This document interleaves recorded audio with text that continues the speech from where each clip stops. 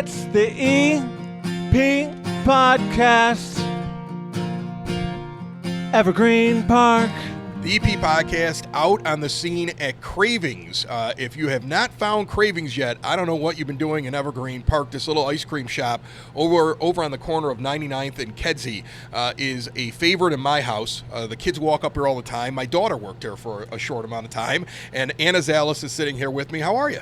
I'm good. How are you, Chris? Good, good. 5 years, I heard, as Cravings, right? Yep. We went independent 5 years ago, 2018. Yeah, but you did ice cream in this spot. Yeah, my dad had this a long time. 25 years prior, so 30 altogether. That's crazy to me. I mean, I always talk to people who want to start their own company, their own business. They're thinking about getting into tech. They're getting into like apps. They're getting into all these things. And you've made a living. Your family has made a living for all that time serving ice cream. Is that crazy? Yeah. As crazy to you as it is to me? Because to me, it's like, wow, that's a long time to have ice cream as like the thing that you all do. It is, and we've been serving families for years now, seeing them like yay high, barely able to see over the ice cream, and then now staring us in the eyes and ordering for their entire families. It's a really beautiful and touching thing, and we're really happy to be part of this experience. How do you stop yourself from eating it all? Because you'd have to roll me out of here. They'd have to double up the door if I had access to ice cream all day long. I have one cheat day. If I open up the floodgates too early, then I'm done for. It's like a bar owner can't pour a beer every day. That might knock them down a little bit. Exactly. So how many flavors of ice cream do you have here on average at any given time? 30 to 40, yeah. Now, where do you get the ice cream from? Are you guys creating it? Are you working with somebody to get certain flavors? Are you doing research into what people like at certain times of the year? How do you figure that out? A little bit of all that. We try to curate best of the season flavors. We get from local distribution nearby, but making our own is something we're looking into in the future as well. That's awesome. Very cool. Are there things that are more popular at different times of the year? Like in some restaurants, they have like a spring menu or a fall menu. Yeah. Ice cream, to me, I don't know if that happens. Are there things that you noticed certain times of the year you need something out there that you don't normally sell at other times of the year? Yeah, it's definitely seasonal in terms of flavor. So like fruitier flavors in the summer, fall, more apple pie, those like deeper, richer flavors, and then eggnog and peppermint for the holidays. People wait all year for this and they buy it by the tub. One of the things I've seen you sell in here a lot, which we just had somebody walk out before you sat down with me, and they said, normally I have to wait till I go to a carnival to get a funnel cake.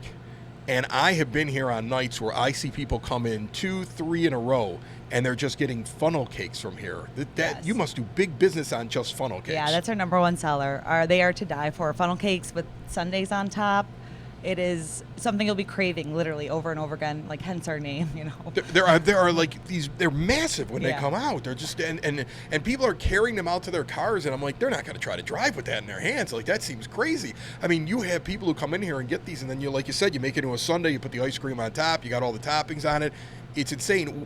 When did you start doing those? Is that something you've always been doing? Is that a new thing recently in the last couple of years? We brought it out maybe a couple months right after we opened in 2018 as Cravings. Okay. Awesome. So you kind of mentioned it, the name Cravings. Is that the idea, finding like things that you wouldn't get normally in an ice cream shop that people sit there and say, yeah, I have a taste for this and I can't find it anywhere else? Exactly, yep. And we have a lot of customers that are like, oh, I've just been craving this. And they're like, I love it. I get it. Like, yes. That's awesome. You get a lot of kids from the neighborhood to come in here and work here. Do you kind of feel like now, after all these years, you get so many people that come walking in there that at some point sat behind that counter and dished out ice cream, and you probably know a lot of people in Evergreen Park just because of that. Oh, yeah, absolutely. People still bring up, like, old times and all these different things, and just seeing kids, you know, like I mentioned, like barely able to talk, and now, you know, they have multiple siblings and they're 15, 16 years old. I'm like, whoa, you grew a foot since the last time I saw you. So before I let you go, give me the ice cream that's your favorite. Do you go around and like, is it different all the time, or is it like there's a go-to for you?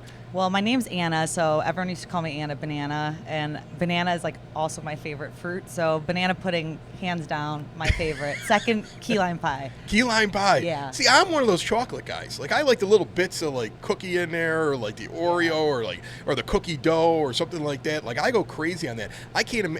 Some of these kids are like, I want like a cotton candy ice cream. I'm like, I can't even imagine wanting that for ice cream. People have different tastes, don't they? It is. I feel like there's different personalities too for different taste buds. Like rainbow sherbet people, they always have like a wild side to them. The kids usually go fruity, but then you get like a very, young person ordering a very, I don't know, mature flavor. Like a butter pecan, and a 5-year-old wants it. It always blows my mind. That's awesome. You're right. You're right. Kitty corner of the high school. Yes. Is it better? Do you get like bigger business in the summer, or do you love it when the kids are in? Do they come filing in here after school? Yeah, and there's actually summer school and summer programs too. But yeah, if you're coming around 3 o'clock, expect to have every seat taken, backpacks everywhere. We charge their phones half the time in the back. Oh, that's awesome. They're waiting on rides, so it's a little safe haven for all of them. That's really cool. Really cool. Well, we're doing a thing called the Battle of Evergreen Park. We're going to put Cravings in there, so it's all the different like establishments, from the restaurants to bars to ice cream shops, and we're going to throw you in there. So it's going to kick off sometime here in the later part of the summer, but we're going to see how you're going to do. I don't even know where you're going to be in the seatings. We got to sit down. We got to figure this all out head to head. But I would think this place here could have some traction because you've got years and years and people coming here.